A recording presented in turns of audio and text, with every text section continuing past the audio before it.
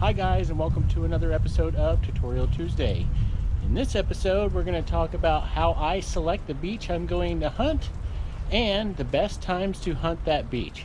We will be selecting the winner of last week's Would You Dig It, and at the end of this video I have another Would You Dig It contest giveaway. So guys, let's get started. What is the best time to metal detect a beach, and what beach should you choose? Well, there's so many variables, alright? Simple answer is your available time is the best time to go. I dedicate Fridays, so I'm actually doing my research all week long to find out the best beaches to maximize my treasures for my Fridays, right? That's kind of how I do it. It's been successful for quite some time, and that's what I do. I'll study the swells and the currents and everything to help me choose the beach. But ultimately, what dictates the times I'm going to detect on that day are the tides, right? I want to chase the low tide if I can. Sometimes tides just don't line up on the time that you have, right? I got a full-time job, right? I don't do this for a living, right? I have a full-time job, and that full-time job takes away some of the best times to metal detect. But I'll also remind you, if you don't choose the right beach, those awesome ultra low tides that we love are not very good for you. So like in my area, Sunset and Huntington, where the sand can really be washed out during the earlier high tide, because anytime you have an ultra low tide, you're gonna have an ultra high tide, right? And that ultra high tide reaches further back on the beach and drags more sand with it, unless you have a nice big swell that erodes it quickly, right? That's what we want. Late breaking swell that erodes it quickly. And then if you understand how longshore drifts work in Huntington and Sunset, you really get to take advantage of the deposit areas. So if you understand how the longshore drifts work, you'll also understand where the sediment gets deposited. Doesn't mean the real heavy stuff gets deposited there, but you'll find a coin patch like crazy at times, right? And hopefully there's some gold with that too. And you're going to see in this upcoming video that I'm showing you today just kind of a little bit of a teaser of some of the great things that Irene and Andrew and I found.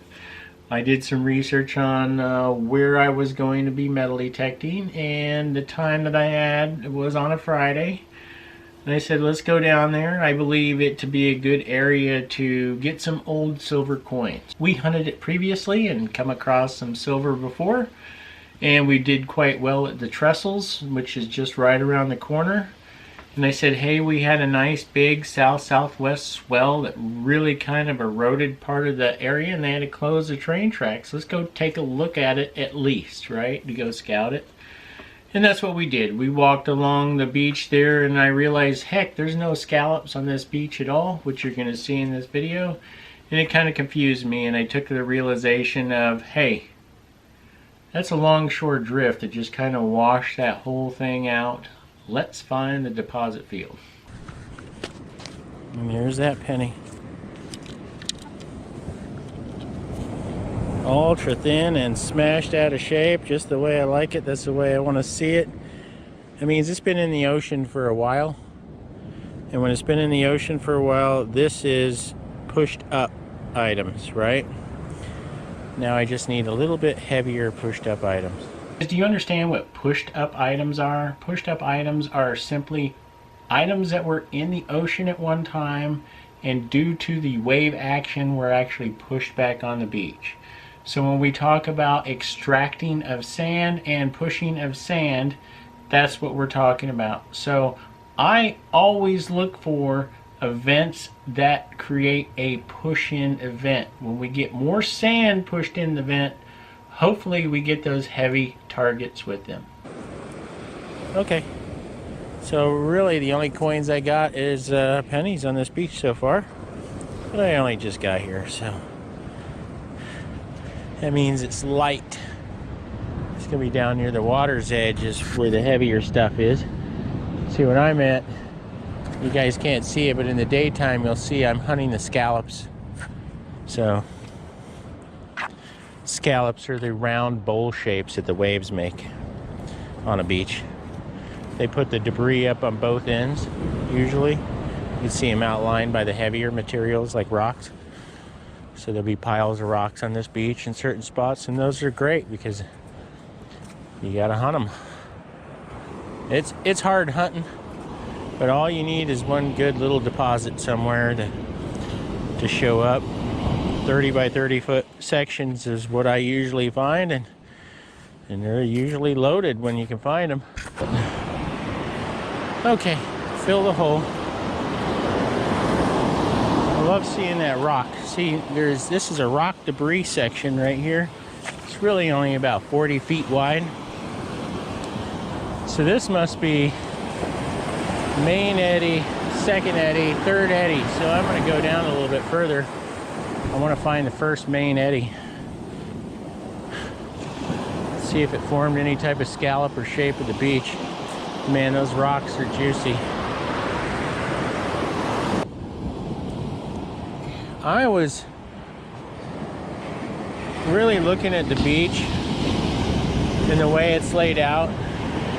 So a normal south-southwest swell would create eddy currents, and I think we might have a little bit of slope over there, but I don't see any cuts, right? From here I don't. But there should be scallops along here because of those rocks. And that's the only pile of rocks on the beach. I actually thought that was seaweed when we first walked in. It was so dark. And you know that's not man-made. No, definitely that's not natural. So it just seems to me like, why would we have a pile of rock over there and we're not getting much here? That's the $1,000,000 question. That's what I'm trying to figure out. Once you can figure that stuff out, then you know where debris fields are. So, after scouting the beach, I came to a quick realization that the beach is totally transformed to the way I imagined it would be. Which is not necessarily a bad thing. For most people, they would think that beach was sanded in, alright? Because the normal beach structure is totally gone and it's leveled out. Well, I took a realization, why are there no scallops? The reason there's no scallops is because the current changed from southern to northern, right? And when that happens, there's usually pockets of debris field. And then you combine that with a swell change, with the late breakers totally destroying any sign of the former scallops that were there. And so you just have to chase what direction is the current going. And then that's what I did, and that's where we found this debris field. Once we started hearing that iron in the sand, we knew we were in the heavy targets, and then they just started coming coin after coin after coin after coin. And Jim pulled some gold out. So I'm going to throw some teasers in for the rest of this video. But look at those waves. These waves, these late breakers are what's destroying everything. And I'm hoping, because I'm at a weird time, you can see the wave action and how everything's kind of adrift.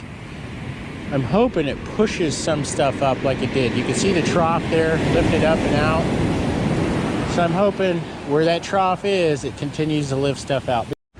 Andrew's just waiting his turn. That's what you got to do. And look at it. This right here is relentless. Now you guys know what pushing is about, right? Look at all the rocks that are being pushed in up on this beach right now. And there's Andrew. He's going down to his target. Look, the waves aren't. So now is his opportunity, and I'm going to take my opportunity to get down here too. Oop.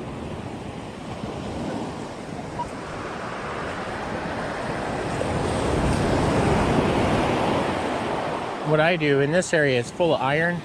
I cherry pick to make sure I have a really good solid target right here.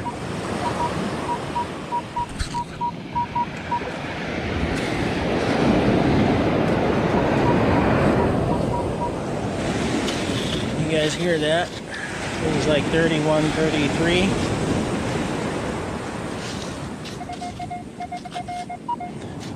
$29.30 out of the hole. And with iron.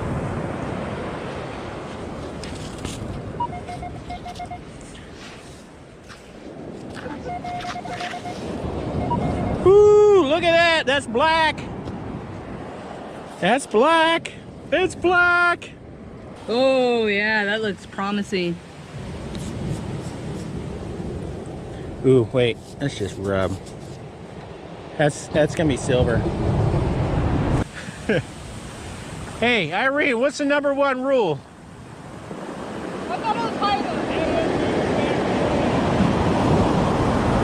Were you saying you found some vape pens? What happened? Yeah. #1 rule: don't turn your back away from the other. All right, just making sure. I found my first quarter. Sweet. Finally. I told you this area is full of coins right now. Wait. Hey, that's what's spitting them up at us. We just need them spitted up to our feet right now. That'd be nice. Yeah. Okay, guys, here's the wrap up. Okay, guys, here's the wrap up. Okay, guys, here's the wrap up. Solid 12, 13. Now all grunty. Now -5 to a 1. That is a big wave. All right, I'm going up the hill. I think I may have got it.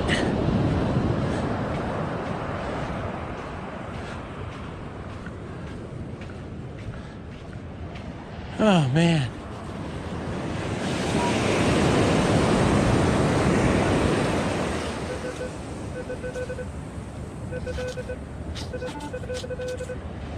Okay. Oh my God. Yes! Whoa! Yeah, I think it's got even little diamonds on it. 14 karat! Yes! I got 2 targets. I got a 7 right here. I'm going to dig up first. Nice and loud. So it's out, huh? Let's just throw it up here. What do I see? Anything? What is that? That's not a ring, is it? Is that a ring?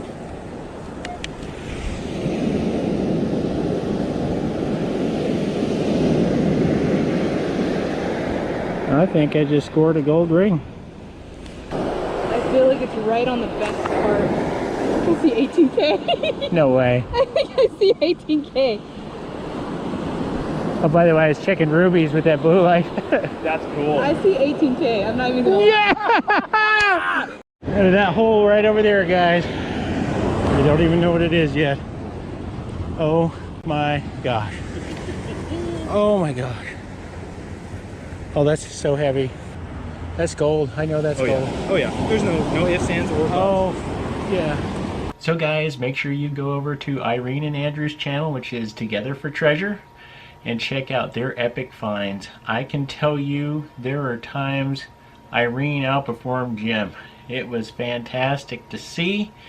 She did such a great job, and I think because Irene really did such a great job, it was an eye-opener to Andrew, and that's one of the big reasons he made the switch over to the Equinox. Okay, so make sure you check out their channel. So now, let's select the winner of last week's Would You Dig It? Okay guys, I got one for you. I'm in my test garden right here. I am in Park 1, okay, and I got a target right here, guys. Let's check this one out.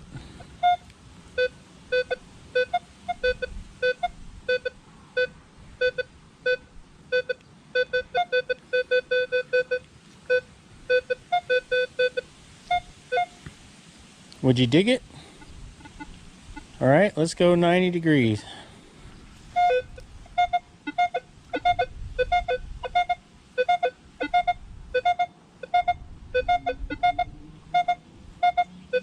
Would you dig it? If you would dig it, comment below what you think it is, and you'll have a chance to win a $125 Amazon gift card that we will select in next Tutorial Tuesday. So guys, one more time this direction.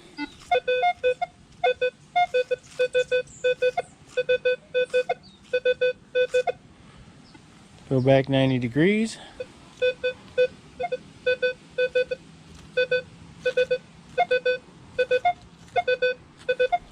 Okay, let's dig this up.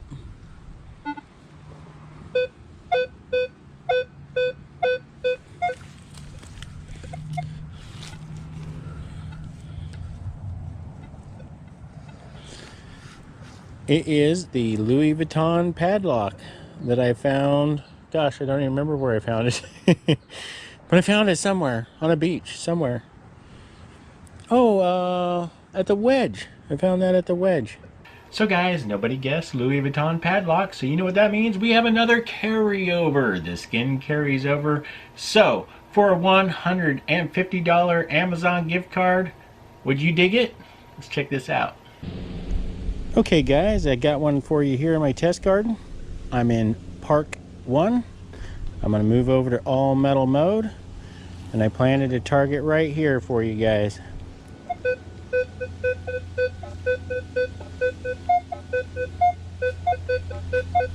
I'm going to go 90 degrees.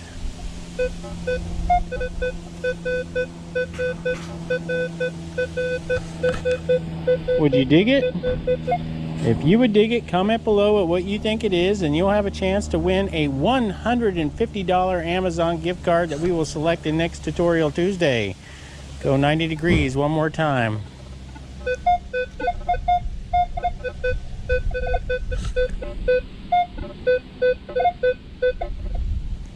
Back 90 degrees. Okay guys, let's dig this up. Would you dig it? I dug it. Would you dig it? If you would dig it, comment below what you think it is, and you'll have a chance to win a $150 Amazon gift card that we will select in next Tutorial Tuesday. So guys, if you like my videos, please click like. If you want to see more, consider subscribing, ringing this bell, and receive all the notifications every time I release a new video. And please take a look at either one of these videos.